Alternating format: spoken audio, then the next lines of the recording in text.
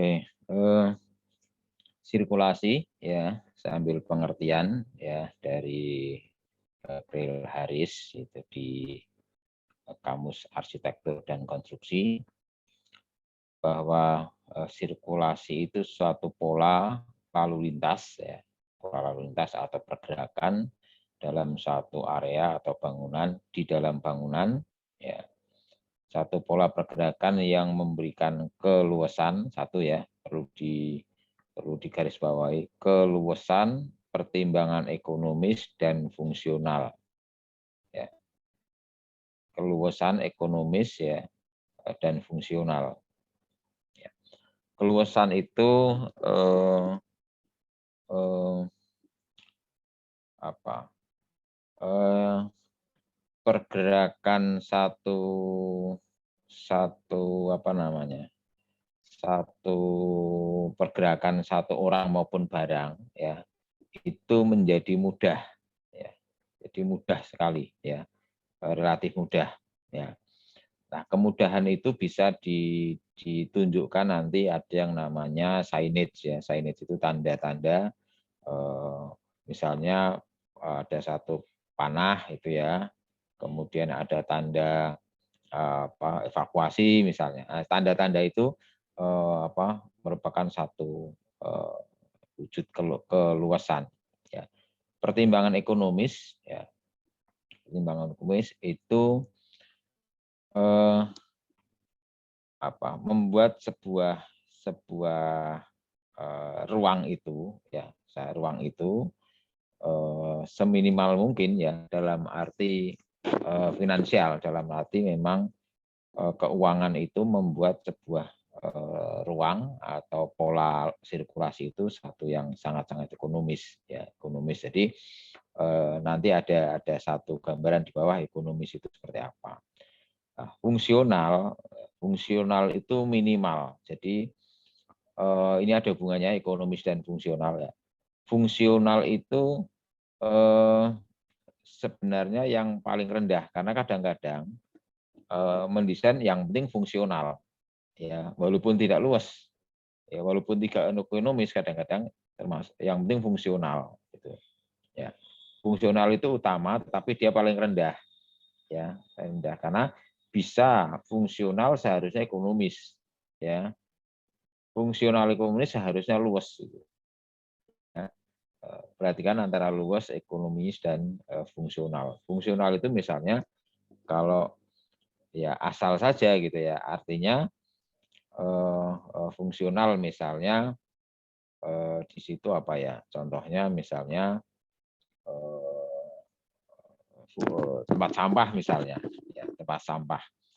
Ya, di dalam sebuah ruang yang cukup baik asal fungsional ya kasih aja keranjang gitu ya. Artinya keranjang bahwa itu tempat sampah ya sudah fungsional.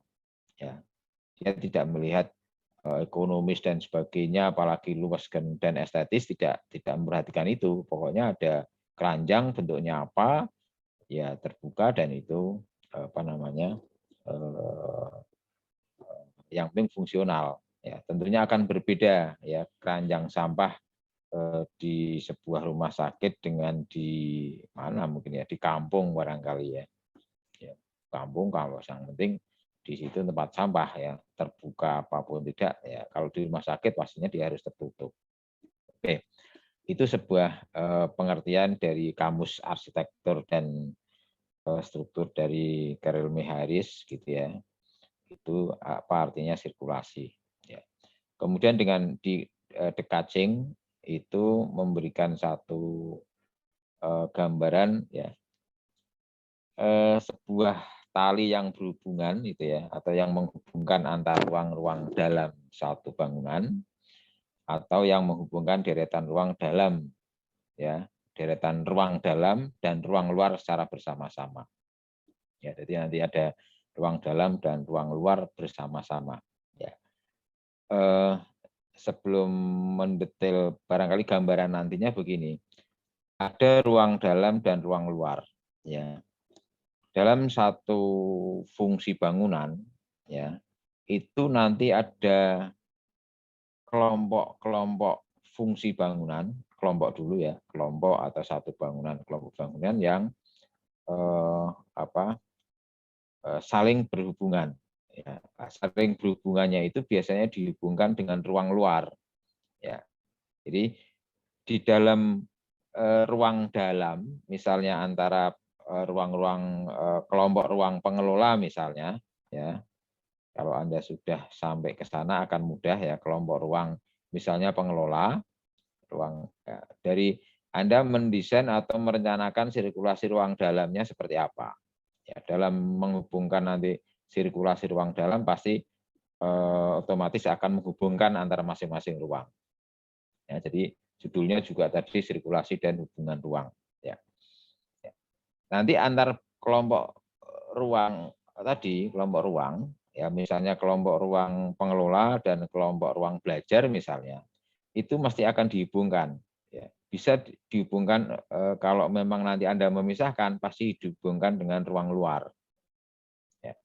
Tetapi kalau nanti permintaannya misalnya, permintaannya bahwa bangunan itu harus satu bangunan, gitu ya.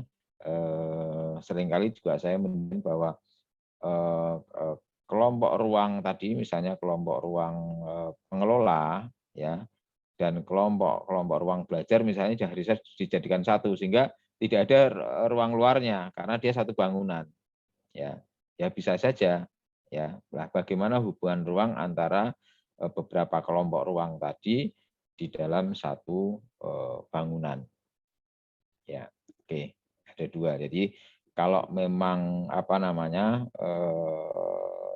tornya atau tornya ya KAK-nya ya kerangka acuan kerjanya mengharuskan tadi berapa masa gitu kan, kita kan minimal 2 masa ya, 3 masa itu berarti ada ruang luarnya. Oke, jadi pertalian antara ruang dalam, ruang-ruang tadi dan bisa jadi ruang dalam dan ruang luar. Oke, saya lanjutkan.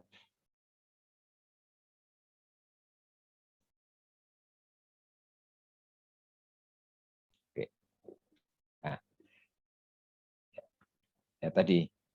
Jadi antara sirkulasi dan sirkulasi tadi saya mengatakan sirkulasi pengelola misalnya dan sirkulasi kelompok pendidikan nanti antara sirkulasi-sirkulasi itu menjadi sebuah sistem sirkulasi termasuk sirkulasi di luar ya. Misalnya orang masuk parkir motor atau mobil penghantar drop off gitu ya, kemudian keluar lagi ya, kemudian dihubungkan sistem ruang dalam, dihubungkan antara sistem ruang dalam dan ruang dalam lainnya itu menjadi sebuah sistem sirkulasi. Jadi prasarana penghubung vital yang menghubungkan berbagai kegiatan ya, kegiatan parkir, kegiatan pengelola, kegiatan pendidikan ya, dan penggunaan suatu lahan di atas suatu area dan di dalam bangunan yang mempertimbangkan aspek fungsional, ekonomis dan luasan dan kenyamanan. Kita tambah lagi satu ya, luas dan nyaman. Ya. Oke. Itu ya. Jadi sekali lagi menghubungkan prasarana yang menghubungkan antar kegiatan di dalam tapak ya kan satu lahan.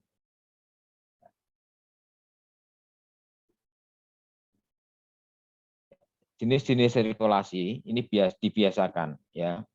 Apapun di dalam satu bangunan yang sudah mulai kompleks ya, sudah mulai minimal ada 2 kelompok ruang besar ya.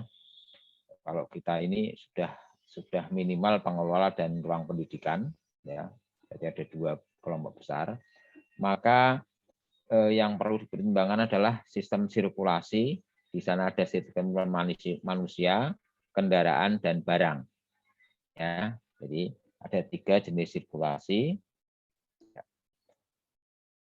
Sirkulasi manusia itu yang apa? Bagaimana manusia pengguna ya pengguna user baik itu pengelola kalau di tugas kita, baik itu pengunjung, baik itu apa namanya sirkulasi nanti apa parkir dan sebagainya ya. Ya. Kalau yang terpenting di sirkulasi tadi ya secara keseluruhan itu ada ini. Jadi sorry.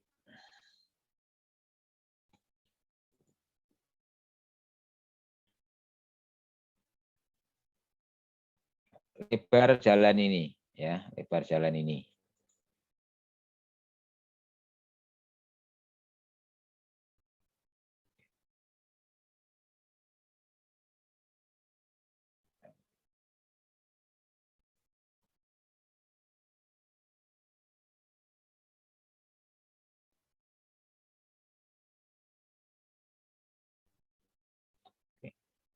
Yang perlu Anda lihat adalah ini, ya, lebar jalan, kemudian pola lantai,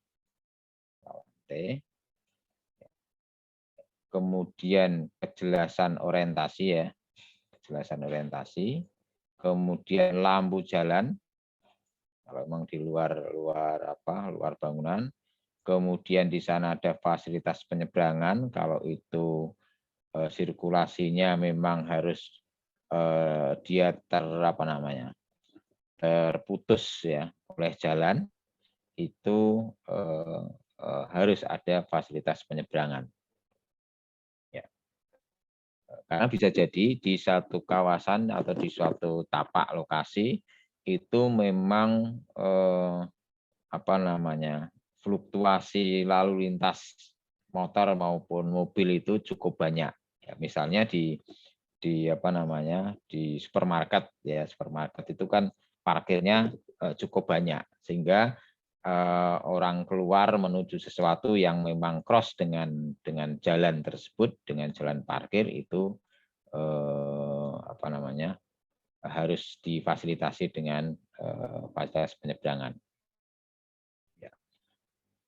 Yang terpenting adalah di sirkulasi orang manusia ini, yang penting tadi satu, kelonggaran, ya, dan fleksibel,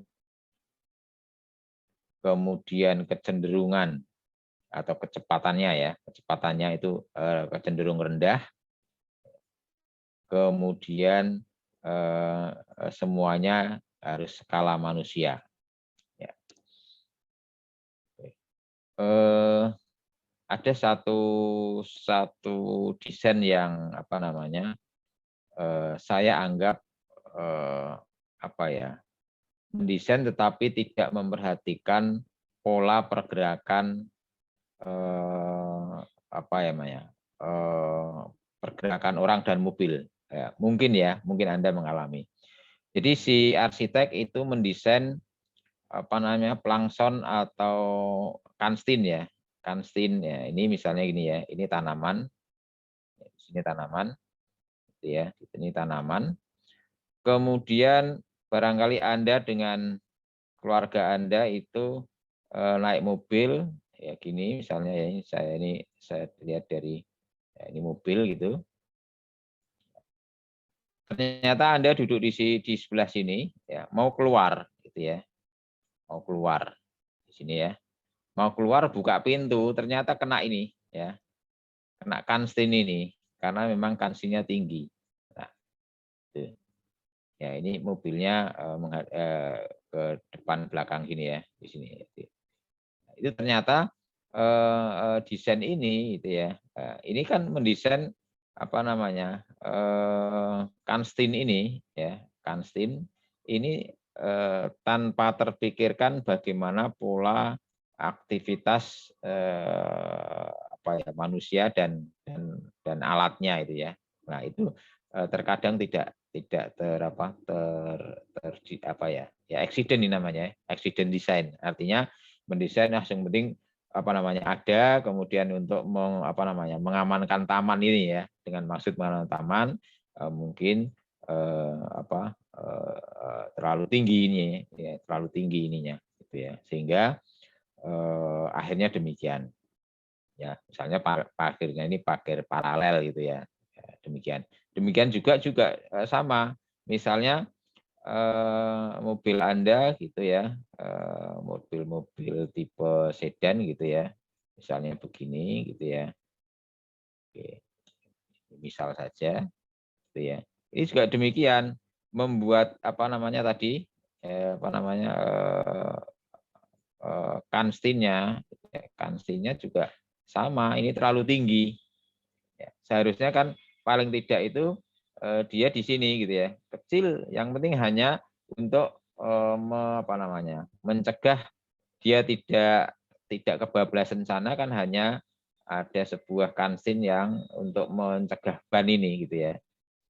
Sehingga misalnya taman di sini pun kan nggak masalah sebenarnya gitu ya, kalau taman di sini. Tapi kadang-kadang membuat kansin itu terlalu tinggi ya, sehingga banyak sekali korban bempernya itu kena kansin. Hal-hal yang semacam ini dalam arsitektur, ini tanggung jawab arsitektur. Kalau kemarin ada webinar itu, ya seorang pakar arsitek itu atau IAI ya waktu itu, webinar IAI, bahwa tanggung jawab arsitek itu begini, garis ini harus Anda pertanggungjawabkan dan punya nilai, punya arti dan sebagainya. Itu tanggung jawab arsitek. Ya, hanya sekedar gambar itu bisa mencelakakan banyak orang. Ya, ini juga hati-hati, sehingga dalam dunia profesional nanti gambar itu harus detail gitu ya. Kalau Anda bisa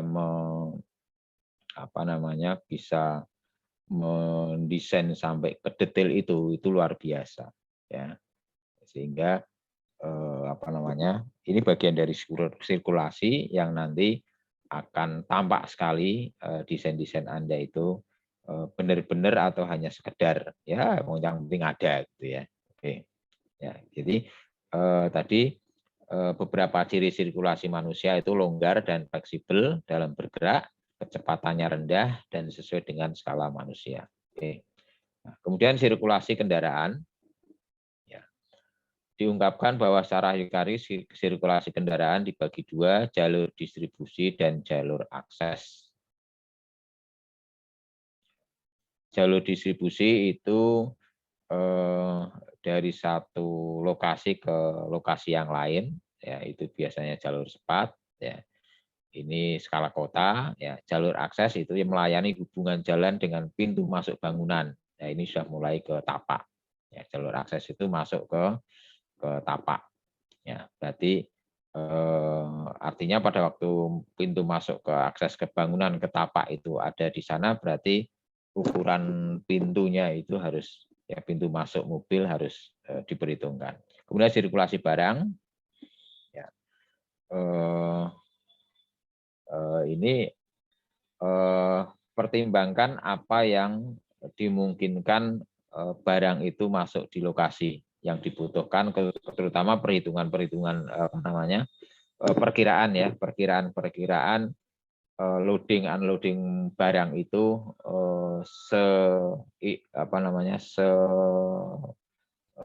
kuantitasnya itu ya, secara kuantitasnya jumlah loading unloadingnya seberapa banyak, seberapa sering gitu ya. Kalau di bangunan pendidikan ini mungkin sangat-sangat sedikit ya, sangat sedikit. Tapi itu perlu ya, misalnya loading di kantin ya, karena full day misalnya gitu ya. Itu berarti ada harian ya, harian yang ada loading unloading mobilnya yang perlu mengakses ke sana. Ya. Oke. Kadang secara vertikal juga diperhitungkan kalau memang itu ada yang harus dibawa ke vertikal. Tujuan utamanya adalah sirkulasi itu orang akan mencapai ke tujuan ya sesingkat-singkatnya dan secepat-cepatnya ya, dengan jarak seminimal mungkin ya, jangan terlalu panjang. Ya. Syukur-syukur di dalamnya itu ada rekreatif gitu ya, sehingga orang tidak merasa capek ya, merasa lelah melalui sebuah sirkulasi tersebut ya. Jadi rekreatif itu biasanya pasti nyaman ya, nikmat dan tidak terasa. Ada satu desain kalau Anda nanti baca misalnya Guggenheim gitu ya, Museum Guggenheim gitu ya. Jadi Anda itu dimasukkan yang namanya museum itu kan Anda masuk terus cerita itu ya, cerita bla bla bla bla bla. Nah, si lantainya itu sorry ini ya kurang bagus menggarisnya. Lantainya itu miring ya. miring ya, miring gitu ya, miring terus itu sampai tiba-tiba lantai 5 atau lantai 6 ya. Tapi miringnya bukan begini. Ini secara garis besar. Di ruangan itu miringnya begini gitu ya. Terus itu ini enggak bagus, melingkar gitu ya, melingkar gitu. Melingkar terus gitu. Ya, melingkar tiba-tiba sudah sampai di atas ya, ada warung kopi di atas gitu. Nah, itu jadi lantainya itu miring gitu ya, tapi nggak terasa dia jalan-jalan terus miring-miring naik muter gitu, selesai sudah di lantai atas, baru di sisi sisi ini dikasih lift gitu ya, lift untuk turun gitu ya. Itu pada zaman itu tahun 81 atau 82 itu kayak arsitektur modern ya.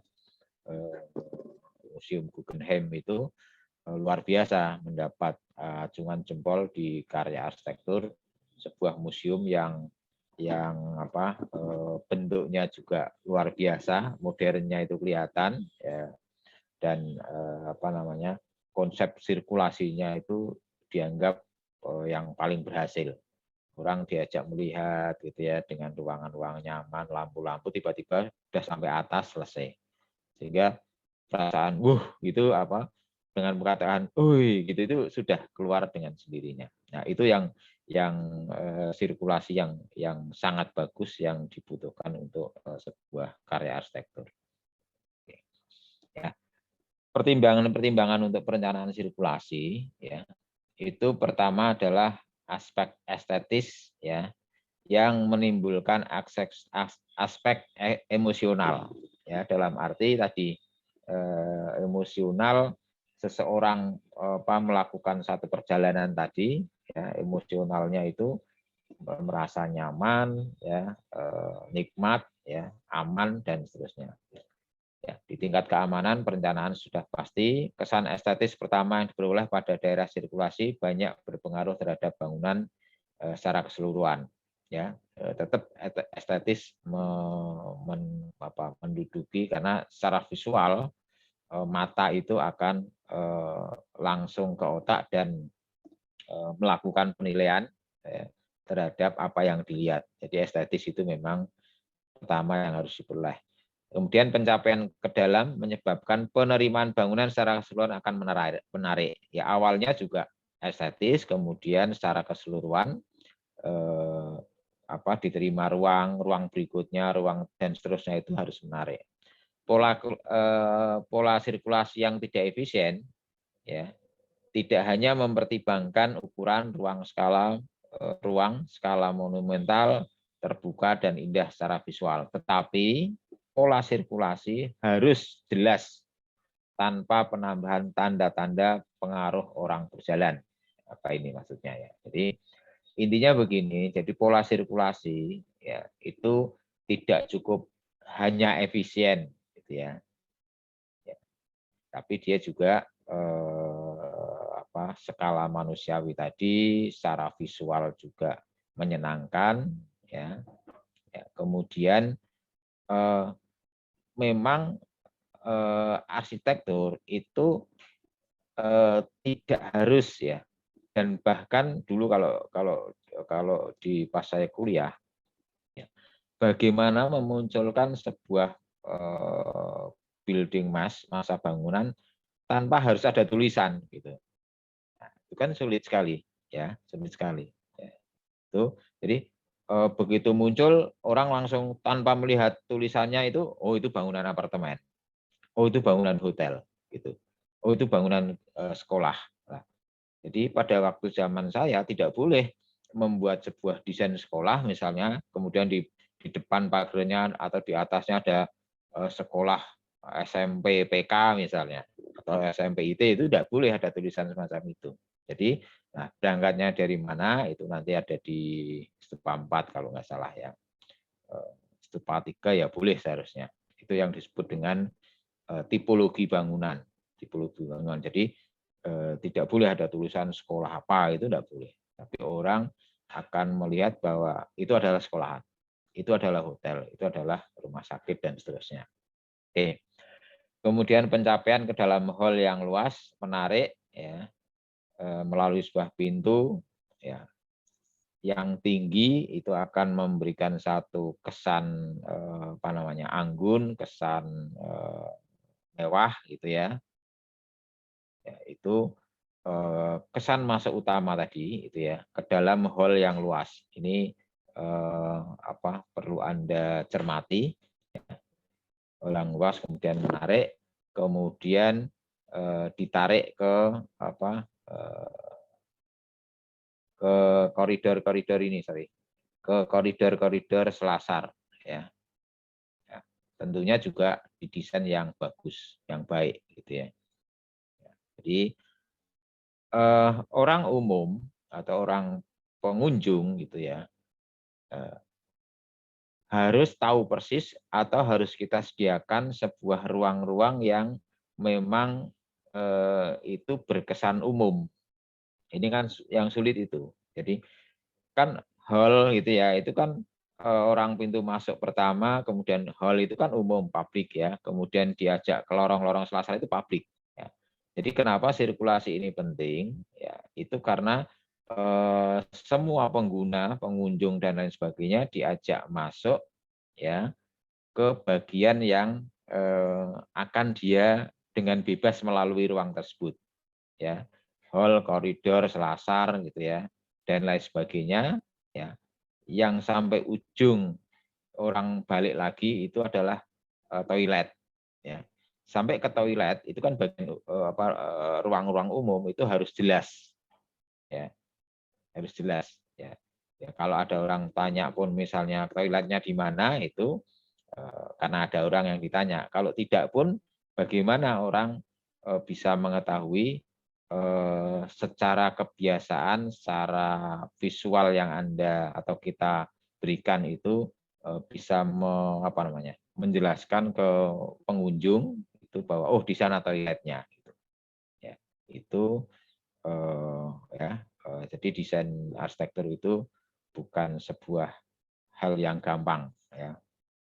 Walaupun nanti Anda akan menemui mudah-mudahan zaman Anda tidak ya, sudah menghargai sebuah jasa gitu ya. Di zaman-zaman saya itu sangat menyakitkan gitu ya. Ya, yang tidak apa namanya, ya sangat melecehkan gitu ya. Dia bilang gambar cuma 3 lembar gitu ya, 50 juta gitu. Ya sebenarnya banyak gambarnya itu ya 50 lembaran lebih, tapi dia mengatakan cuman gambar gini aja minta 50 juta gitu ya.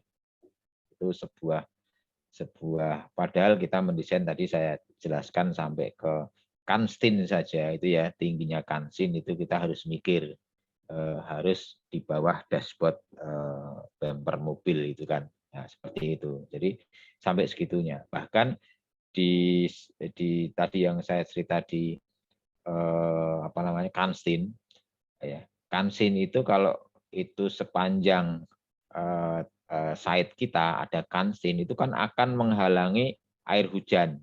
Ya. Kalau kita pikir lagi ya bagaimana air hujan itu bisa apa namanya bisa teresap, bisa cepat kering.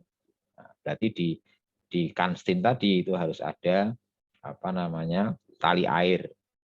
Ya, tali air yang kemudian dengan ada apa namanya ada lubangnya, kemudian bawahnya baru ada selokan ya kecil atau besar untuk segera mengeringkan permukaan di lahan ya lahan site kita. Nah, sampai ke sana nanti pikirannya. Nah, itu sehingga kalau orang mengatakan hanya sekedar gambar 3 lembar 50 juta itu sebuah pelecehan ya gitu ya. Ya kadang-kadang kalau zaman-zaman ini pandemi begini ya berapapun kadang-kadang kita terima lah. Ya. Tapi terkadang itu sangat menyakitkan. Gitu ya. Oke, itu baru kita membicarakan tentang sirkulasi. Ya, jadi sirkulasi itu tadi kelayakan bangunan kita ya, dengan sirkulasi yang tidak baik itu juga tidak akan mendapat sertifikasi. Terutama pada waktu evakuasi biasanya ya evakuasi itu sangat sangat apa rigid ya bahwa karena manusia harus diselamatkan ya dari bencana yang ada di bangunan kita atau bangunan yang kita rencanakan. Itu penggunanya harus selamat sampai ke bagaimana evakuasinya. Lebih susah lagi kalau rumah sakit. Ya, bagaimana evakuasi dengan kereta bednya itu ya, kereta bednya itu harus apa namanya ada yang namanya bukan hanya tangga darurat tapi RAM ya, RAM darurat. Jadi sampai lantai 8 itu harus ada RAM-nya coba ya. Biayanya yang luar biasa mahal sekali, sangat mahal, tetapi penggunaannya kalau ada evakuasi, ada kebakaran atau ada gempa gitu ya.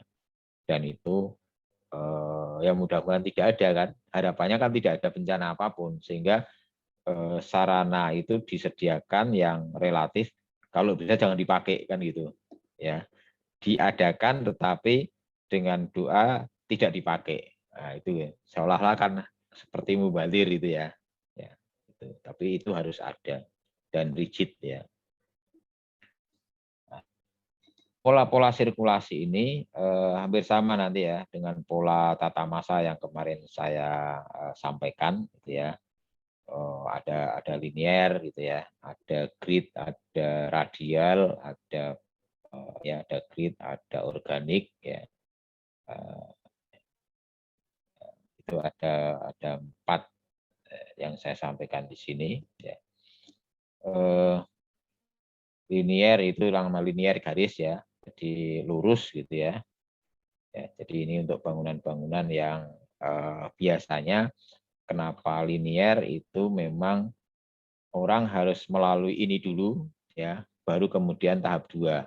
Kemudian jadi seperti tadi saya contohkan museum itu kan, museum itu biasanya cerita gitu ya. Dari tahun bahala sampai tahun sekarang ya kan cerita.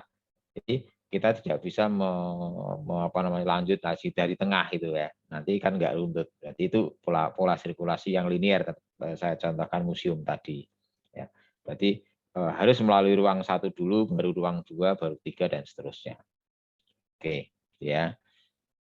Saya lewati saja keterangan konfigurasi radial ya. Radial itu radial itu misalnya seperti ini gitu, ini radial gitu ya, atau yang misalnya begini gitu ya. Misalnya radial ini jenis contoh radial. Ini apa silang-silang begini. Ya.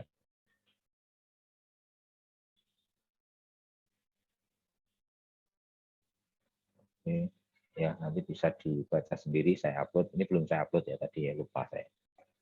Pola grid ya, pola grid juga hampir sama dengan pola tadi, pola apa namanya? Pola tata ruang ya, grid itu ya grid itu ya. Artinya ada pola-pola begini ya. Biasanya ruang-ruangnya karena punya nilai yang setara yang sama sehingga dimanapun dia diletakkan itu hampir sama. Ya, jadi monoton tadi ya. Kesan monoton ya, kanan kiri jalan atau kanan kiri ruang hampir sama semua ya. Nilai ruangnya itu tidak ada yang apa namanya diunggulkan 1 atau 2 ruang itu ya, jadi sama ya. Organik seperti tumbuhan ya, jadi dia melingkuk-lingkuk ya, terserah dia gitu ya, seperti organik. Barangkali yang untuk kita mungkin di konsep radial gitu ya. Radial yang model begini atau yang konsentrik ini malah belum masuk kayak konsentrik ya. Radial konsentrik belum masuk. Oh, belum masuk ini kurang 1 ya. Jadi konsentrik gitu ya. Pola-pola konsentrik radial mungkin yang kita pakai ya. Konsentrik itu jadi ada sesuatu hierarki ruang yang kita utamakan gitu. Misalnya begini gitu ya, berorientasi ke 1 bangunan. Misalnya begini, ada sesuatu yang sekolah radial juga demikian, ada sesuatu yang apa namanya diutamakan di sini, kemudian yang lain itu menuju ke pusat itu. Oke. Antara radial dan konsentrik ya untuk bangunan sekolah. Ini belum masuk malah, nanti saya tambahkan.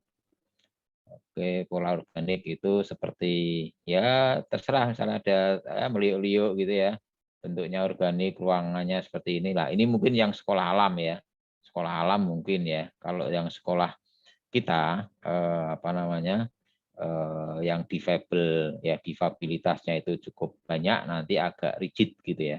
Ini saya sampaikan. Nah, oke, ini dulu. Sirkulasi dalam bangunan ya, karena ini bangunan nanti 3 atau 4 lantai, itu ada 2 tipe ya. Tipe yang model ke kiri single loaded ya, single loaded itu adanya ruang di satu sisi gitu ya, di sini satu sisi, kemudian ini koridor untuk mencapai ke koridor sebagai penghubung ya ke ruang-ruang yang lain dengan satu single ya, single loaded, atau kalau bangunan kantor atau bangunan hotel disebut dengan single corridor ya, single corridor atau single loaded. Kalau yang kanan kiri itu disebut dengan double loaded ya. Silahkan ya, kecenderungannya memang dua begini ya. Kalau ini bisa lihat ya keluar ya, bedanya yang single loaded, yang dua itu jelas dia mengantarkan koridor itu atau ruang itu akan mengantarkan ke kanan kiri fungsi bangunan. Ya, kalau ini ya dua ruang fungsionalnya dia biasanya berhadapan atau bisa keluar, melihat keluar. Ya, itu. Oke, mungkin mudah dipahami ya ini ya. Nah, ini aksesibilitas ya.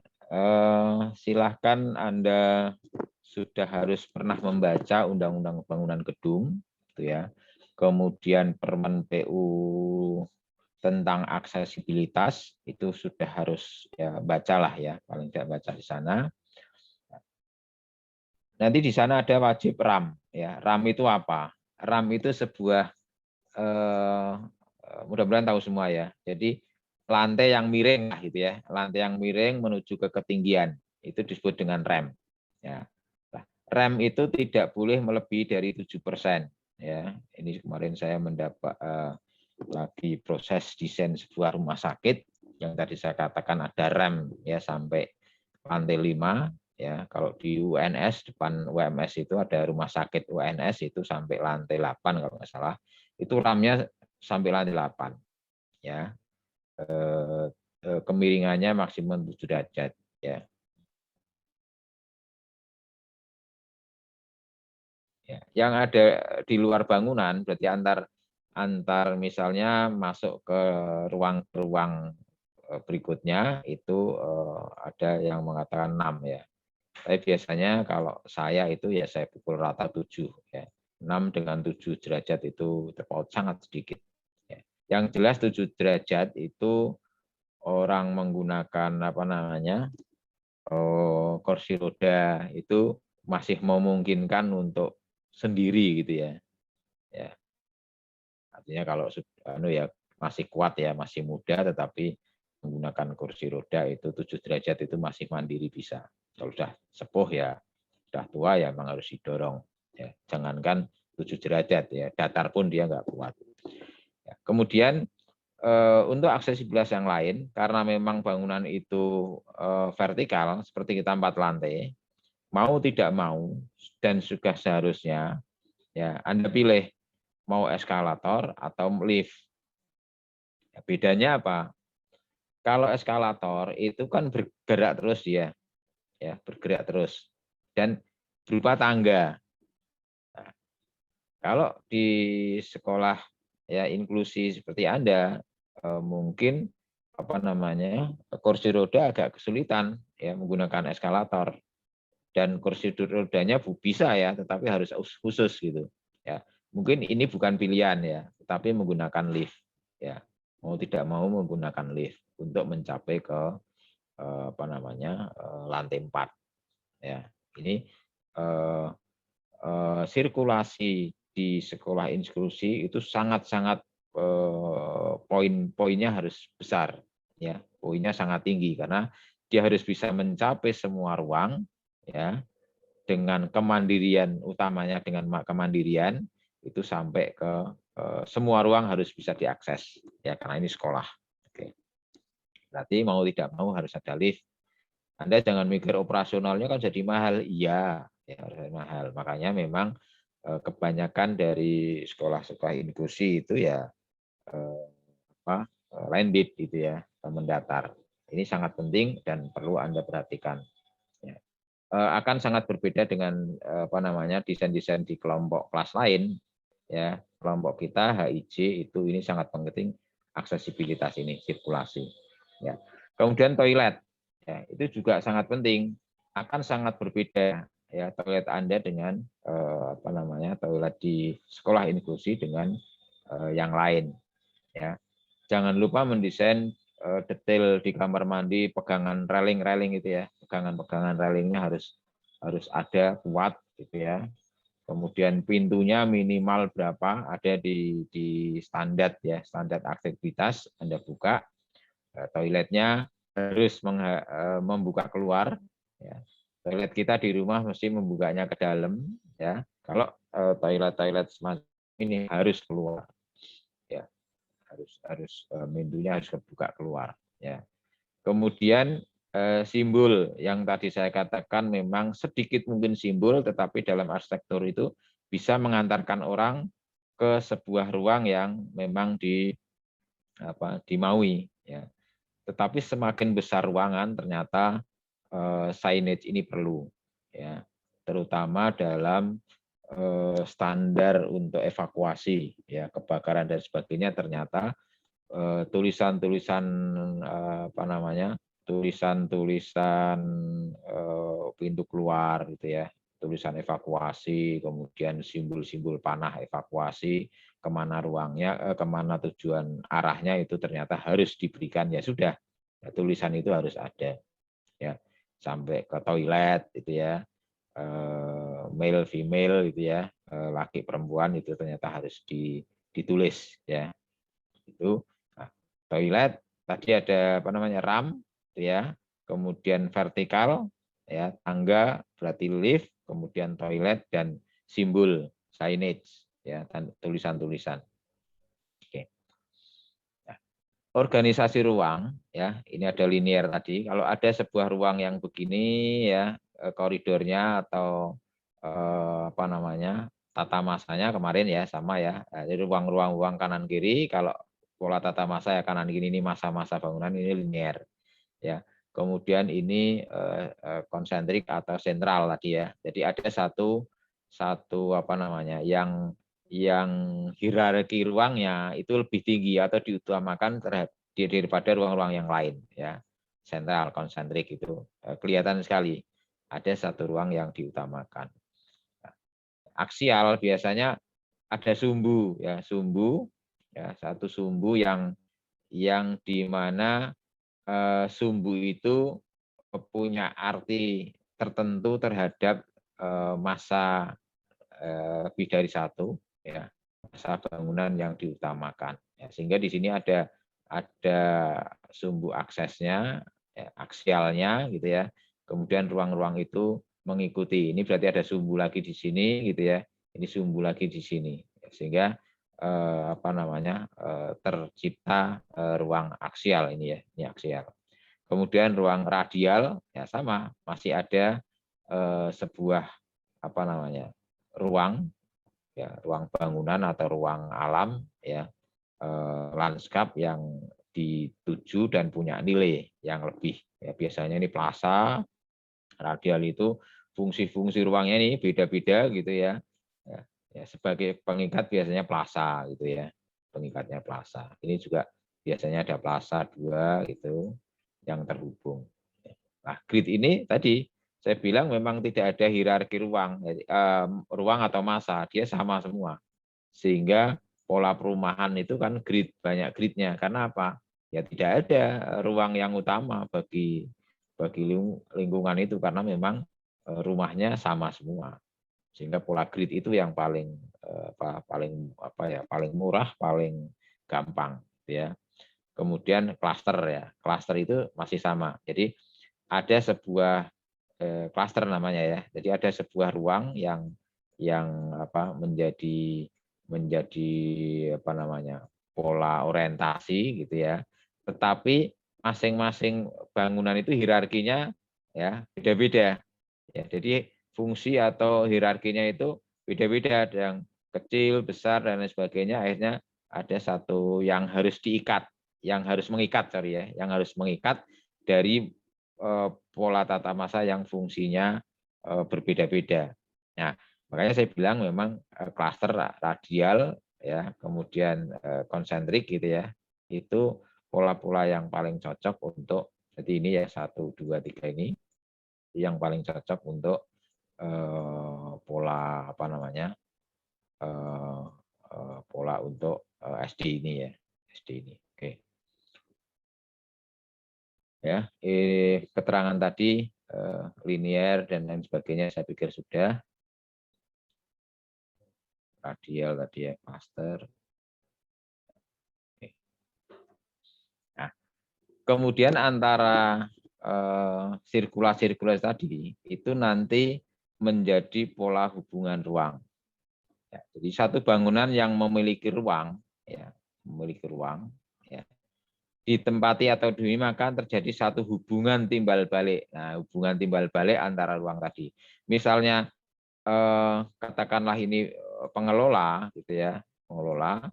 Kemudian katakanlah ini ruang belajarnya, ya, ruang belajar, ya, di mana ruang pengelola ini termasuk guru, ya, pasti ada, ya, guru, pola pengelola dan guru di sini ruangnya, ya, ruang kerja ininya. Tapi hari-hari bekerja sesungguhnya adalah mengajar di ruang belajar ini.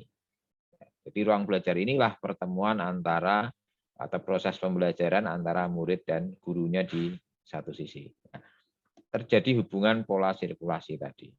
Ya, jadi sirkulasi di dalam satu bangunan, oke, ya. Kemudian di bangunan yang lain, di ruang kelas, ya, di mana di dalamnya juga ada ruang-ruang sirkulasi, ya. Tetapi antar bangunan itu mempunyai hubungan yang secara fungsional keseluruhan itu berhubungan sehingga terjadi pola sirkulasi, ya, baik antar bangunan kalau memang dipisah maupun di dalam bangunan dalam kelompok antar fungsi, ya, hubungan timbal balik ini, ya, hubungan timbal balik antara mereka, ya. Jadi hubungan ruang ini tidak bicara hanya orang saja, ternyata mungkin bisa jadi ada barang yang harus keluar masuk dari bangunan satu ke bangunan lain. Misalnya di sini dapur umumnya atau dapurnya, gitu ya. Kalau ada masak sendiri ataupun masak dari luar mateng, ya, nanti akan dikontribusikan di ruang makan, ya.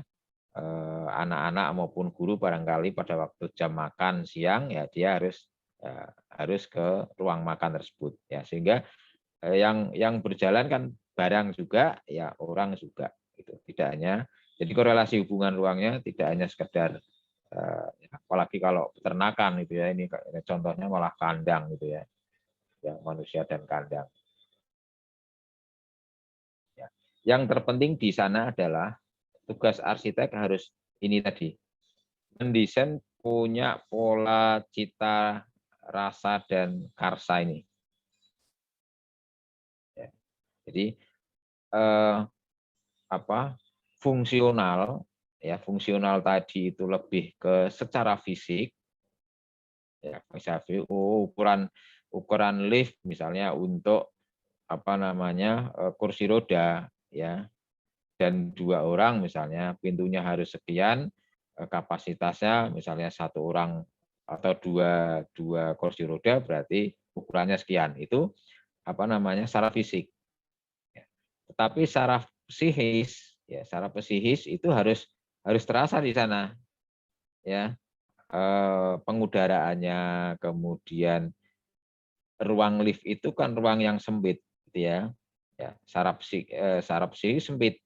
Tapi begitu Anda mendesain di dalam ruang itu dengan kaca, ya, kaca-kaca yang berhadapan itu jadi luas itu ya, karena saling memantulkan cahaya di sana, itu ruang menjadi sangat luas dengan dinding yang diberi kaca. Ya. Nah, itu menjadi nyaman atau rasanya akan berbeda dengan ruang yang sempit dengan dinding yang gelap atau masif. Itu misalnya seperti itu. Ya. Oke. Saya ingin yang terakhir barangkali saya ingin menyampaikan sedikit retoretan ya. Atau ada pertanyaan dulu sebelum saya lanjutkan? Ada pertanyaan?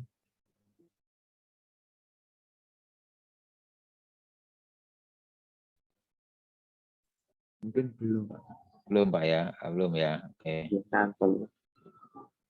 Ya, saya lanjutkan saja. Ya. Gini. Mendesain ya ini mungkin harusnya semester 1-2 ya, saya sampaikan lagi tidak apa-apa karena ya tidak ada jeleknya dan ini satu yang harus Anda lalui. Kecuali kalau Anda sudah biasa itu langsung. Begini, sederhana tetapi banyak yang salah. Pada waktu Anda membuat analisa ruang, kalau dalam analisa penelitian itu anggur itu istilahnya ya. Jadi bulatan sederhana tetapi salah ini. Misalnya begini.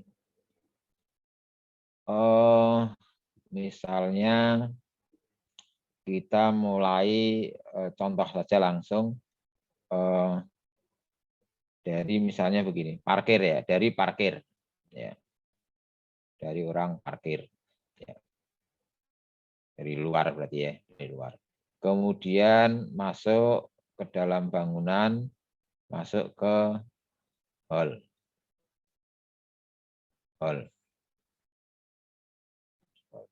Kemudian satu saja, masuk lagi lobby misalnya. Tahu ini lobby dengan hall itu apa bedanya ya. Kemudian masuk lagi ke ruang tunggu misalnya. Bisa tulis saja. Kemudian di sana ada resepsionis misalnya. Resepsionis.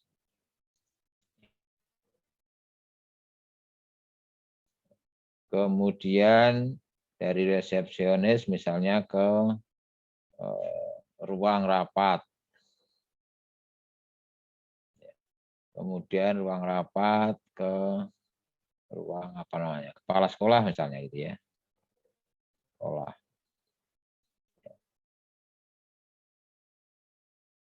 Oke. Ini dulu contohnya ya. Kemudian misalnya di sana ada kamar mandi, toilet ya gitu ya, kamar mandi WC. Oke. Misalnya toilet.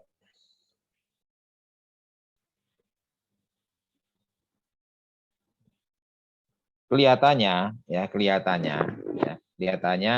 rangkaian seperti ini gitu ya. Itu kalau Anda tidak tidak jeli ya, tidak teliti ya. Tadi coretan garis itu tanggung jawab arsitek gitu ya. Ya pada waktu membuat analisa hubungan ruang pun ya atau sirkulasi nanti, jadi sirkulasi dan hubungan ruang sangat ketat. Itu sangat diperhatikan pada waktu nanti Anda membuat kedenahnya itu akan memudahkan Anda berpikir dan membuat hubungan ruangnya itu akan mudah. Oke, kita bareng-bareng kita lihat ya. Ya. Oke.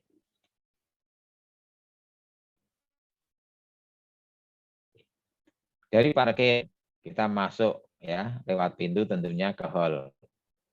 Hall ini apa kira-kira bedanya? Salah satu. Hall dengan lobby itu apa bedanya?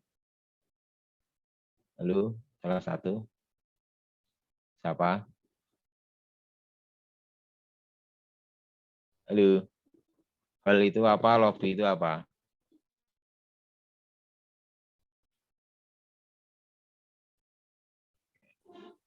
Halo. Permisi Pak, halo. Iya. Mungkin kalau untuk lobby sendiri itu bisa dibilang ruang sirkulasi sih Pak. Ya. Sifatnya itu di dalam ruang, tapi kalau hal mungkin bisa untuk olahraga gitu sih Pak. Oh, itu. Oke. Ya. Jadi hall gitu ya. Ya, hall mungkin bisa dibayangkan saja ya. Jadi hall itu kita masuk ya dalam sebuah misalnya begini ya. Misalnya ini gitu ya. Kemudian katakanlah ini ada pintu gitu ya. Kita masuk ya. Ya, di begini di hall ya. Di dalamnya ini tidak ada apa-apanya.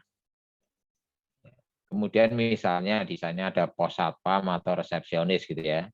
Ini resepsionis di sini misalnya. Ini tidak ada apanya. Itu disebut dengan hall.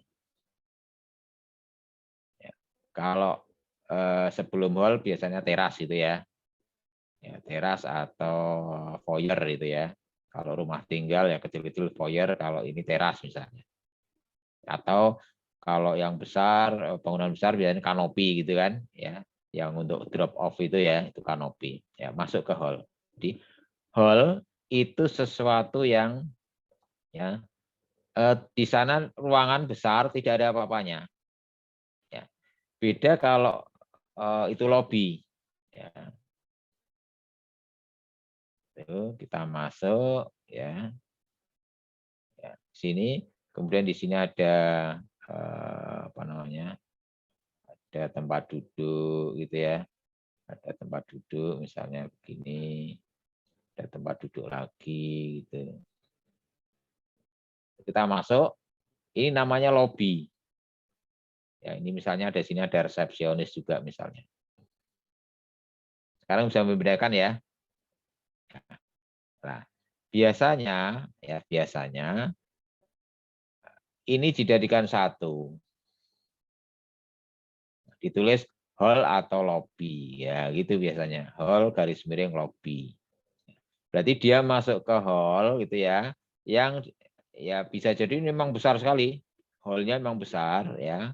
Besar ya, ruangnya besar, makanya tadi di slide saya kan ada sirkulasi, dia masuk di ruang yang besar ya, diterima yang besar. Jadi di sana ada nilai kemegahan, keanggunan dan sebagainya, itu harus ruang besar. Apa namanya? Plafonnya juga tinggi.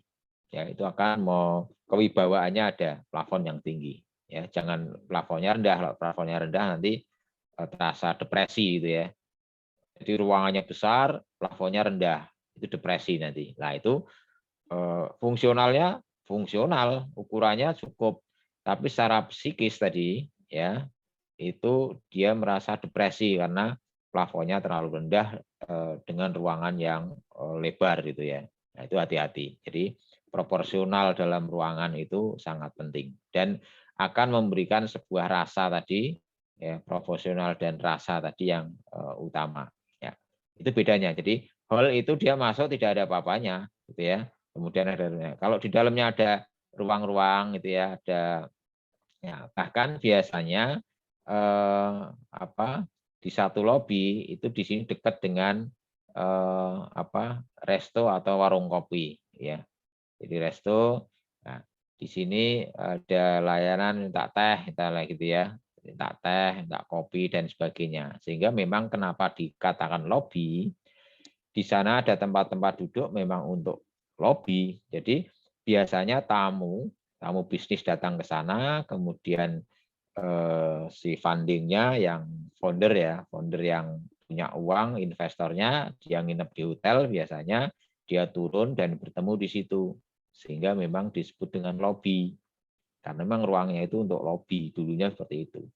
Di lobby itu memang yang dibicarakan biasanya bisnis. Ya, jadi ya lobby gitu ya. Nah, nanti berkembang lah kalau misalnya untuk ruang-ruang kayak ruang sekolah bagaimana?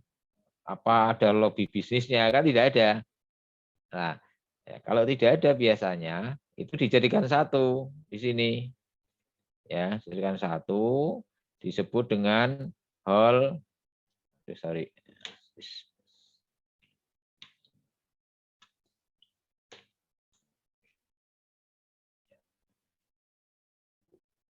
biasanya disebut dengan hall ruang tunggu gitu, ya, karena memang sifatnya di sekolah kan tidak ada bisnis, tidak ada yang dibicarakan tentang bisnis, ya, walaupun ada sedikit mungkin ya apa yang jual beras untuk dapurnya, kemudian lobi kepala sekolahnya mungkin ya, tetapi sangat sedikit porsinya. Beda kalau misalnya hotel itu kan memang apalagi hotel bisnis itu ya, biasanya di sana terjadi transaksi yang memang disediakan untuk itu. Nah, artinya hall lobby ruang tunggu ini berarti satu fungsi. Itu. Ya. Kemudian begini, dari parkir berarti masuk ke ruang ini, ya, masuk ke ruang hall lobby ini masuk. Ya. Kemudian kita ke resepsionis. Ya. Nah, garis semacam ini kalau kita ikuti mau ke ruang rapat. Mau ke ruang rapat itu harus masuk dulu ke resepsionis. Hati-hati. Benar atau salah ini? Saya mau rapat atau tamu tadi mau rapat harus masuk ke ruang resepsionis dulu. Benar atau salah? Benar, Pak. Kalau Benar. resepsionis itu harus masuk atau harus hanya izin? Hanya izin. Nah, hanya izin. Masuk enggak? Enggak, Pak. Maksudnya lewat. Nah, lewat kan? Nah, kalau garis-garis macam ini masuk namanya. Saya mau ke ruang kepala sekolah, itu harus melalui ruang rapat dulu. Harus melalui ruang resepsionis dulu masuk, kemudian masuk ke ruang rapat, kemudian masuk ke ruang kepala sekolah. Kira-kira betul enggak? Ya. Mestinya kan lewat. Nah, lewat itu garisnya ke sini. Nah, gini. Ke ruang rapat. Gitu. Jadi saya ke resepsionis ngomong aja kan, ngomong kemudian keluar izin aja mana ruang rapatnya. Oh di sini Pak. Nah diantarkan ke sini atau sebelah itu masuk. Nah, misalnya tamu, oh langsung ke ruang kepala sekolah saja. Masa harus ke ruang rapat dulu, baru ke ruang kepala sekolah gitu. Ya mestinya ada lagi. Nah gini. Nah, kalau memang ruang rapat itu bisa diakses oleh kepala sekolah langsung, nah nggak apa-apa, berarti ke sini, ya kan? Hubungan. Paham nih, ya? Mudah-mudahan paham ya. Nah, ini saya nunggu kepala sekolahnya lama, saya mau ke toilet. Ini toilet ya, toilet ini. Kalau gambar Anda hubungan ruangnya semacam ini, sirkulasinya menjadi saya nunggu di ruang tunggu mau ke toilet, hari masuk dulu ke resepsionis. Ya, salah kan? Ya, misalnya tanya, toiletnya mana? Oh, di sana. Nah, berarti begini.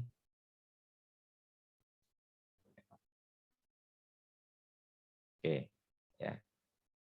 Kalau tadi yang lurus-lurus berarti nanti. Nah, kalau begini itu artinya apa? Kita melihat ada sebuah silangan-silangan sirkulasi ini ya. Silangan sirkulasi begini. Nah, ini tandanya bahwa nanti itu apa bisa jadi ya, di daerah sini di daerah ini gitu ya, ini akan terjadi sebuah selasar. Tidak selalu ya, tetapi sudah kelihatan sekali. Sehingga nanti Anda membuat apa namanya? Saya ulangi lagi ke sini ya. Membuat apa namanya? Desainnya menjadi begini. Dari parkir ya, kemudian ke teras dulu lah ya, ke teras dulu, kemudian masuk ke betul-betul masuk kan ini ke hall dan ruang tunggu gitu ya. Hall, ruang tunggu, betul-betul masuk. Kemudian di sana ada resepsionis. Kemudian di sini ada tadi toilet ya. Kemudian di sini ada ruang rapat. Kemudian di sini ada ruang kepala sekolah. Jadi ruangannya menjadi begini.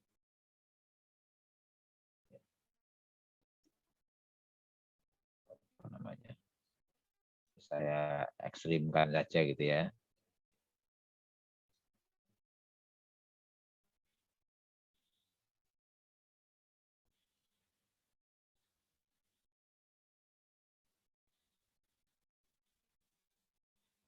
Ruang kepala sekolah, ini ruang rapat gitu. Ini resepsionis, ini toilet. Ini hall dan ruang tunggu mungkin di sini ya, ada ruang tunggunya ya, ini terasnya. Ini paling contoh ya, contoh yang tidak baik ya, jangan ditiru. Ya, paling tidak seperti ini. Jadi ya, resepsionis kan bisa di hall ya. Jadi hanya tanya saja, mau kemana, toilet ke sana gitu ya. Mau rapat ke sana, mau kepala sekolah sini.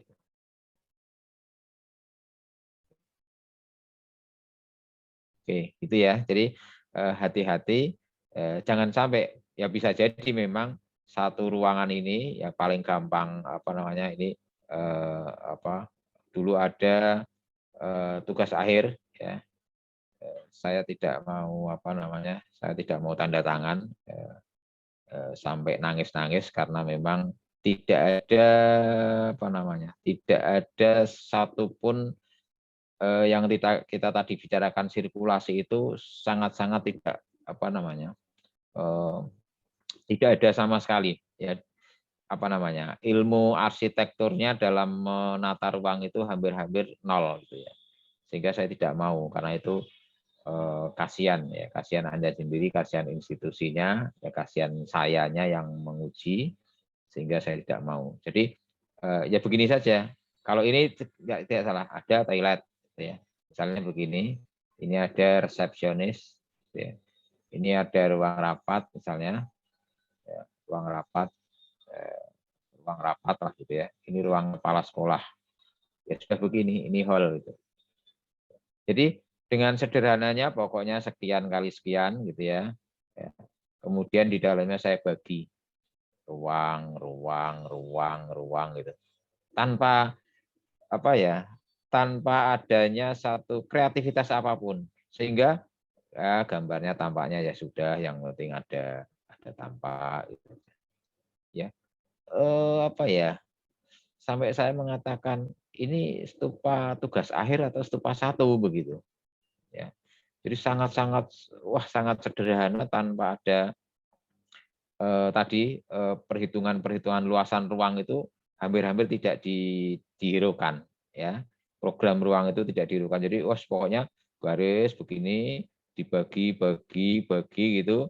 Satu untuk toilet, satu untuk resepsionis, satu untuk ruang rapat, misalnya satu untuk sekolah. Ya udah begini tok. Sampai apa ya?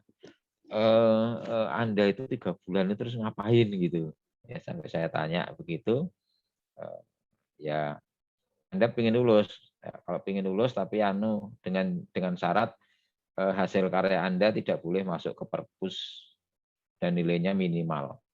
Tapi kalau Anda mau mundur silahkan, dan kalau mau saya bimbing gitu ya. Dia tetap ngotot pengen lulus ya sudah, nilainya minimal ya. Dan minimal tugas akhir itu BC, walaupun saya nilainya tetap C gitu ya, tetap C gitu. Jadi itu kita anggap kurang baik. Nah, ini hal kecil. Silahkan oret-oretan ya, oret-oretan di skrip Anda, sirkulasi masing-masing bangunan ya, masing-masing kelompok ya, masing-masing kelompok aktivitas dulu, buatlah sirkulasi dan hubungan ruang ini. Intinya begini, garis ini gitu ya, garis ini kalau dia membelah ini ya, membelah ini kan membelah ini ya, garis ini gini ya. Nah, garis ini membelah ini artinya masuk, ya, artinya masuk. Ya, dari parkir masuk ke teras, pastilah ya masuk teras. Nah, ini masuk kan membelah ini, membelah lingkaran ini, itu artinya dia masuk, betul-betul masuk. Ya. Kalau ini itu berarti dia masuk. Ya kalau berurusan dengan resepsionis ya berurusan saja, ya tidak masuk. Ya. Nah, repotnya lagi nih misalnya ada ruang terus ini gudang ini, wah dengan bangganya gudangnya ada gudang. Ya. Ya, kalau mau ke gudang gimana?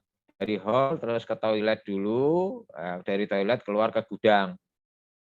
Ya, nanti ambil barang dari gudang masuk toilet lagi ya, kan berarti keliru. Ya, mestinya gudangnya ya di sini. Nah, ya di jalan. Nah, ini berarti nanti ada indikasi bahwa oh ini perlu ada apa namanya? Koridor. Nah, tadi sudah singgung ada single loaded, ada double loaded. Ya, tergantung dari banyaknya aktivitas atau intensitas ruangnya seberapa banyak. Di lantai yang 4 ya, ya bisa jadi single koridor atau malah central koridor bisa jadi. Ya. Kenapa? Karena kalau misalnya ini ya liftnya di sini gitu ya, kemudian nah ini namanya tetap single koridor tapi sentral. Nah ini koridornya di sini gitu ya, misalnya.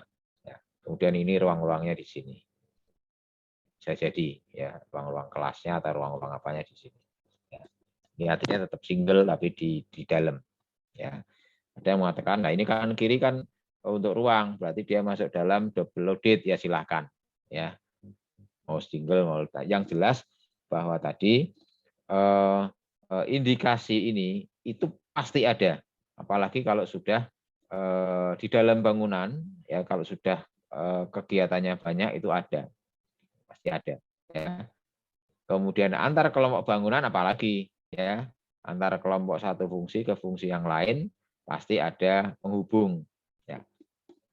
Sehingga pada waktu nanti Anda membuat program ruang kan ada tambahan ya ditambah 30% flow gitu kan kalau nggak salah ya. Nah 30% itu adalah ini ya koridor ini yang tidak ya, karena Anda menghitungnya kan misalnya ruang rapat ya kapasitas sekian, ada meja kursinya sekian sehingga keluar luasannya sekian. Ya. Ya. Tanpa Anda menambahkan 30% nanti pada waktu Anda membuat desain ya karena akan muncul ini yang namanya koridor ini. Tadi yang saya ceritakan ada single loaded atau double loaded itu akan muncul. Sehingga penambahan 30% itu adalah fungsinya untuk itu. Sirkulasi di dalam bangunan atau antar bangunan 30%. Ya. Mudah-mudahan bisa dipahami ini ya. Sudah dipahami ya. Oke. Ya. Terus satu lagi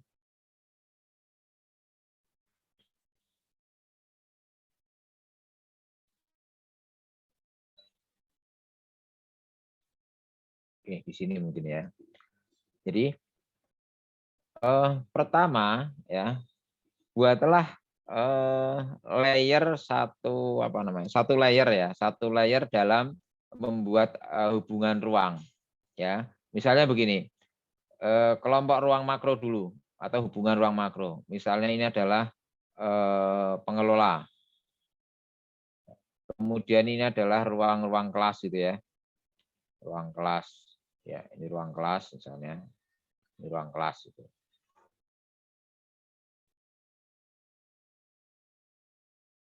Misalnya gitu ya. Kemudian ada penunjang misalnya. Penunjang di mana? Di sini misalnya kantin dan lain sebagainya, dapur, kemudian servis dan lain-lain. Ya. Ya, seperti ini misalnya ya. Ya. Kemudian ini apa namanya? Hubungan antar masing-masing kelompok ruang ya. Di satu layar dulu. Satu layar itu artinya datar dulu ya, landed ya. Padahal bangunan kita kan vertikal ya. Kemudian misalnya begini, ini ruang kelas, sorry, ya, ruang kelas. Ya, ini ruang kelas lagi. Karena dibutuhkan 3 lantai gitu ya, 3 lantai atau 4 lantai. Ya, berarti ini layar-layarnya satu, kemudian Anda kasih gambar misalnya tangga gitu ya. Ya, ini artinya adalah lantai 1, lantai 2, lantai 3 misalnya. Ya. Atau misalnya apa? Ini hall gitu ya. Hall. Kemudian ini tangga, di atasnya di sini ada ruang apa namanya? Ruang aula misalnya.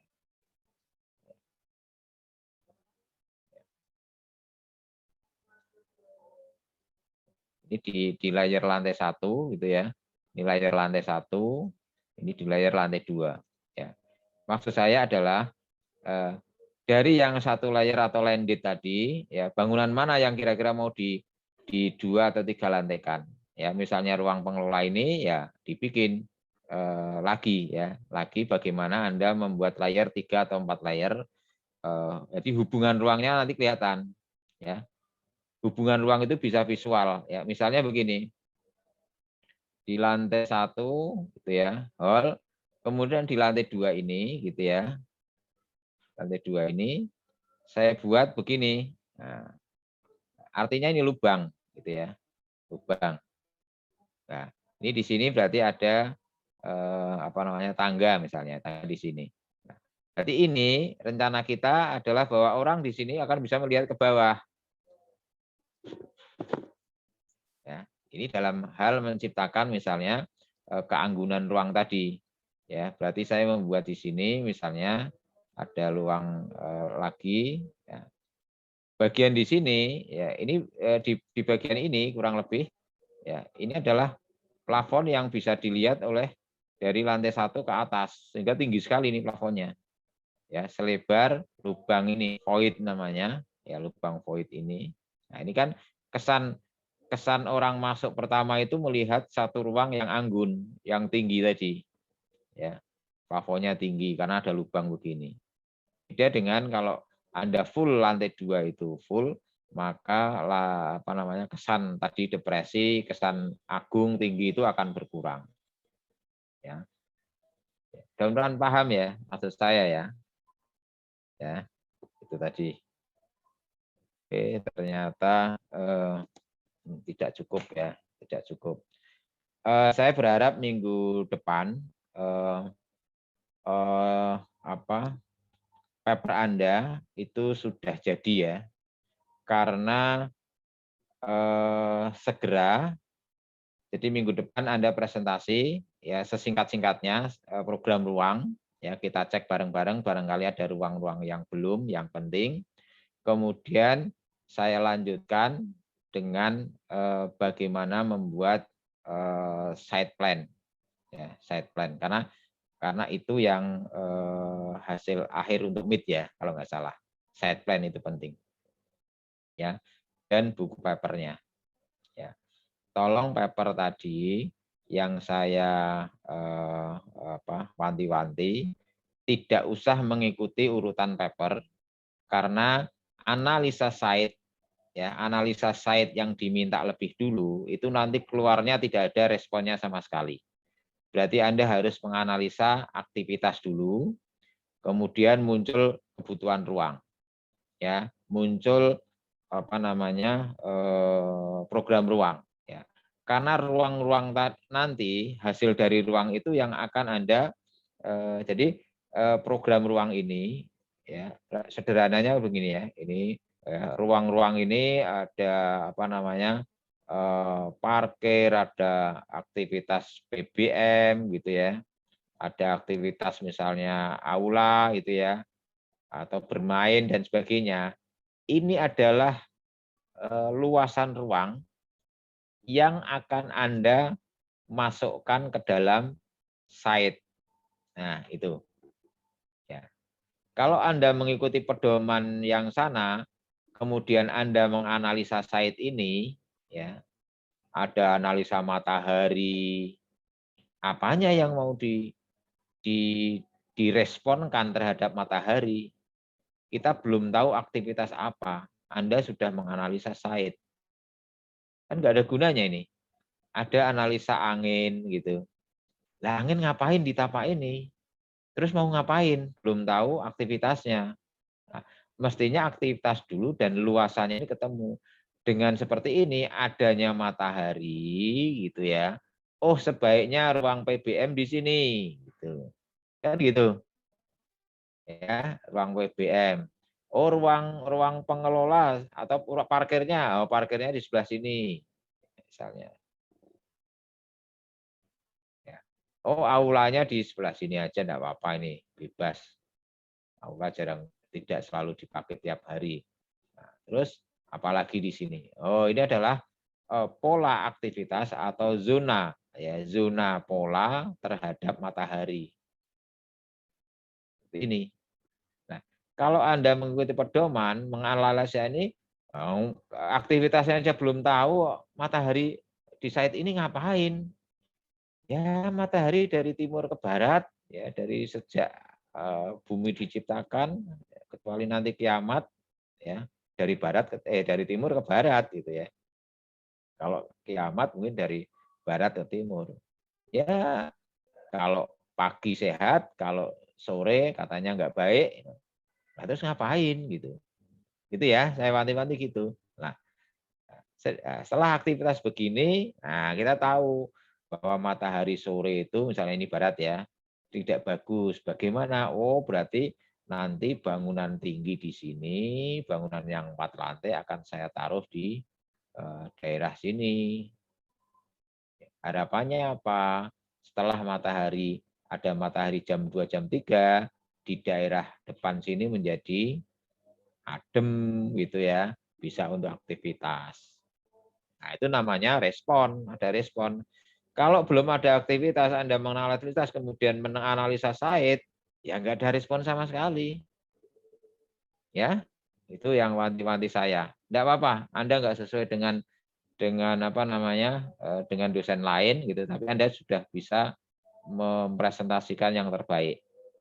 Ya, dan ini nanti Anda juga kalau sampai tugas akhir pun akan seperti itu. Karena pedomannya sampai sekarang belum dibuat ya. Seperti itu terus. Ya, saya juga sampai dari hitung ini sudah tahun ke-10 itu. Ini belum diganti. Saya nguji selalu seperti itu terus. Ya, dan mahasiswa tidak bisa menjawab. Ya, dan sampai sekarang belum diubah. Dan dari tahun ke tahun nanti stupa 3, stupa 4, stupa 5 seperti itu terus. Ya, saya juga heran gitu ya. Yang salah saya dalam berprofesi atau mana gitu ya. Gitu ya. Ada pertanyaan? Sudah asar ternyata. Tidak terasa. Permisi Pak, izin Ya, bertanya. monggo. Ini saya dari Stupa I, ini terkait site plan Pak. Ini apa saya diperkenankan untuk share screen ya agar lebih jelas gitu? Oke ya, monggo ya. Siap. Tak keluar dulu, sorry. Ya, tak keluar di CC. Ya. Yo, Mas. Sekedar Pak. Ya. Oke. Sekedar nembe aku buka filenya deh. Ya. Share screen, terus nah ini. Share. Ya. Nah, baik, ini untuk terkait setnya Pak, untuk file site yang Bapak berikan, Ya. terus terang saja kami mencoba mengukurnya itu pakai maps dan ditemukan itu luasannya itu baru sekitar 1.689 meter persegi. Nah, sedangkan untuk di Tor sendiri luasannya minimal itu sekitar 5.000 meter persegi. Nah, dari kami sebenarnya hendak untuk meluaskan sedikit Pak, mungkin hingga ke daerah sekitar mana ya? Nah, untuk hingga daerah ke sekitar sini itu gimana Pak? Apakah diperkenankan ya Pak? Oke, ya enggak apa-apa. Saya itu kan sebenarnya bukan kan hanya nitik ya, hanya nitik lokasinya di situ. Boleh kita anggap jalan itu gang itu toh, yang sebelahnya enggak ada, enggak apa-apa. Iya, Mas, Ya. tidak apa-apa. Oke. Ya, itu kan saya hanya titik di situ, ordinatnya ada di situ. Kalau Anda misalnya mau lihat, nggak lihat pun nggak apa-apa ya, nggak harus lihat di lokasi. Ya, di situ. Ada dari dosen lain, misalnya di apa namanya, yang kemarin ada ya, yang survei ke Laswardi ya, kalau nggak salah ya. Kalau itu untuk studi banding oke. Ya, ada yang menyatakan itu nggak tahu ya, itu sebagai lokasinya. Nah, itu seolah-olah kayak redesign. Nah, itu kan terus pihak Yayasan Laswardi juga bingung ini ngapain gitu ya. Jadi agak repot kemarin. Jadi gini ya, intinya begini, kita untuk latihan, saya nitik di situ, ya. Kesepakatannya bahwa anggap itu kosong, ya. Apalagi di kota itu kan suatu hal yang susah ya.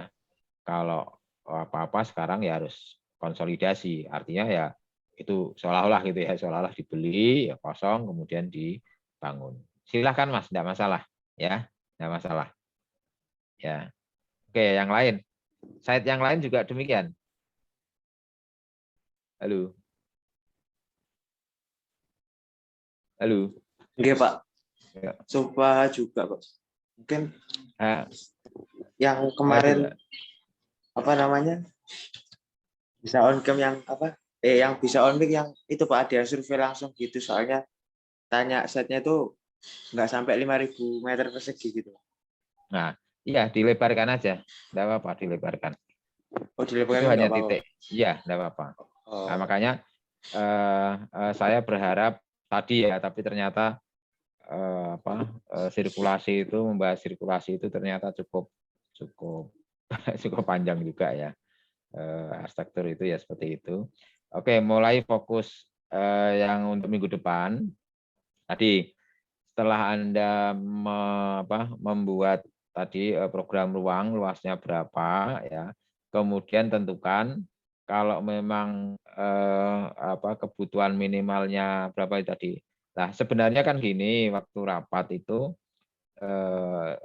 lahan itu dibutuhkannya berapa ya. Tetapi muncul lagi berapa kemarin 8.000, 6.000 gitu ya. Itu sebenarnya harusnya nggak ada ya, seharusnya nggak ada. Itu juga saya ya kembalikan, lu kok muncul lagi gitu ya. Jadi oke, enggak apa-apa. Sementara luasannya mengikuti TOR dulu ya, nanti TOR dulu. Nah, nanti saya jelaskan pada waktu Anda sudah program ruang keluar ya. Nanti apa bedanya kita mencari kebutuhan lahannya dengan lahan yang disediakan segitu ya. Nanti dengan peraturan daerah ditetapkan di situ, nanti loh kok jadi begini gitu ya. Jadi nanti Anda nggak akan bisa maksimum 4 lantai ya. Andaikan Anda membuat 4 lantai pun nanti building coverage-nya jadi kecil sekali ya. Ya di situ misalnya 60% gitu ya. Nanti dengan lahan yang berapa tadi 6 ribuan itu nanti building coverage-nya paling 20 ya kalau Anda mau mendirikan 4 lantai. Ya, nanti ketemu ya. Kenapa? Saya cenderung titiknya saja, nanti luasnya adalah sesuai kebutuhan. Ya, bukan luasan yang dicari kemudian Anda mendesain, nanti nggak akan 4 lantai. Padahal tornya harus 4 lantai. Ya. Jadi ada kontraproduksi di situ, ya. Kontraproduktif di situ. Nanti akan ketemu, ya. Pertama jalan saja dulu sebenarnya, tidak usah mencari luasan. Tapi kalau luasannya diperluas, ya itu diperluas boleh. Ya, tapi fokus dulu. Anda secara kelompok pastikan kebutuhan ruangnya dan luasan ruangnya sudah dulu. Ya, jangan sampai ada yang kelewatan. Ada yang sudah ketemu berapa meter persegi? Kira-kira kebutuhan ruangnya total. Sudah ada yang belum? Halo? Belum, Pak, saya, Pak. Belum. Sebetulnya belum, Pak. Belum ya, belum ya. Belum. Secara kelompok dipastikan dulu kebutuhan ruangnya ya, kebutuhan ruang dan luasan ruang besarannya berapa. Ya, tolong didiskusikan ya. Kerja di Google ya, Google Works bareng-bareng kan itu bisa ya. Di situ coret-coret, saling mengisi itu kan bisa ya. Atau dengan Google Meet sendiri tiap kelompok itu ya. Oke. Saya tunggu biar saya bisa mengoreksi hari Rabu gitu ya.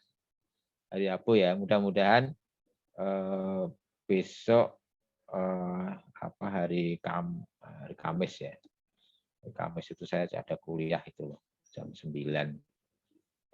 Mungkin hari Jumat lagi lah gitu ya. Hari Rabu atau Kamis ya sudah masuk. Nanti saya bikin ruang di zoologi gitu ya, dikirimkan aja, nanti kita koreksi bareng-bareng gitu ya. Ada tambahan pertanyaan barangkali? Ada sedikit tambahan Pak, jadi Ya. semisal tadi kan kita sudah menambah luasannya. Nah, untuk selanjutnya mengenai apa saja yang ada di sekitaran set itu, misalkan kita ambil kesepakatan dengan kelompok kita masing-masing, itu boleh kan Pak? Maksudnya? Jadi maksudnya begini, kita ibaratkan di sekitaran set itu ada titik lampu merah di mana, atau mungkin udah ada saluran air, atau misal ada sungai gitu, kita ambil kesepakatan kelompok Oh bersama itu iya, boleh Pak? iya, enggak apa-apa, ya, enggak apa-apa. Andai kan gini, anggap sah misalnya yang tadi Said Mojo sebelah sebelah bawah itu ya, sebelah selatan itu ada real kota gitu kan, sehingga nanti drainasenya ke situ silahkan itu enggak masalah, ya enggak masalah. Apalagi kalau ini belum ada belum ada arsitektur sustainable ya. Misalnya dengan sumur resapan gitu, pembuangannya itu boleh ya. Langsung buang ke riul kota ya boleh sementara, enggak apa-apa. Ya untuk utilitas lingkungan ya. Oke. Iya Pak. Enggak apa-apa, berjalan dulu nanti hal-hal yang semacam itu berjalan dengan berjalan dengan sampai pertemuan terakhir lah, diskusi, konsultasi dan lain sebagainya. Baik Pak, terima Oke, kasih. ya, boleh kesepakatan boleh. Yang lain cukup dulu ya. Tolong saya tunggu ya. Begini ya, kalau dengan saya jangan takut misalnya jadinya seperti apa ya sudah ya. Kemarin itu ada yang satu dikirim, yang lainnya sudah ya. Sudah apa belum itu? Yang untuk minggu kemarin. Ya, tolong yang minggu ini ke depan sebelum pertemuan besok tolong harus jadi, karena nanti Anda hanya punya 2 pertemuan dengan saya ya, dan itu sebelum Meet harus ada kelayakan. Nah, nanti Anda nggak nyampe. Jadi kelayakannya nanti paper ya kelompok ya, terus paper individu dan side plan. Ya. Saya berharap nanti cukup waktunya Anda membuat konsep ya. Konsep khusus untuk mengantar side plan. Ya. Tidak hanya sekedar tugas kelompok, kemudian tugas individu, terus langsung gambar side plan. Ya. Konsep mengantar untuk membentuk sebuah tatanan pola tata massa tadi itu nggak muncul. Ya. Nah, itu seringkali karena ujiannya itu tidak daring gitu ya. Kalau yang biasanya gitu ujian yang menghadap satu-satu diskusi. Ini kan tidak bisa. Sehingga dalam tulisan itu harus jelas itu ya, bisa mengantarkan. Itu yang lebih penting. Gitu ya. Nah, nanti bagaimana caranya? Kita masih punya dua atau satu pertemuan ya. Mudah-mudahan 2 pertemuan ya. Besok ya. Kemudian saya berharap sebelum terakhir itu juga ada pertemuan lagi ya 2 kali dan sebagainya untuk konsultasi intensif tapi semua kelompok ya. Sayang nanti kalau hasilnya jadi kurang bagus. Oke, ada lagi? Ada lagi? Cukup? Cukup Pak, mungkin Pak. Cukup ya. Oke. Sementara itu dulu. Tolong saya diingatkan ya. Kalau apa kayak kemarin uploadnya di mana? Oh ya belum saya buatkan ruang misalnya gitu ya. Nanti saya buatkan. Tolong diupload itu sebagai bagian dari tidak hanya presensi kehadiran ya, tetapi dimatchingkan dengan kehadiran di tugasnya gitu ya. Oke, kalau tidak ada saya mohon maaf kalau ada kekurangan dan kelebihannya. Saya tutup. Assalamualaikum warahmatullahi wabarakatuh. Waalaikumsalam. Waalaikumsalam warahmatullahi wabarakatuh. Terima kasih, Pak. Ya, Makasih, Pak. tutup. Ya, saya duluan ya, tutup ya. Yuk. Pak.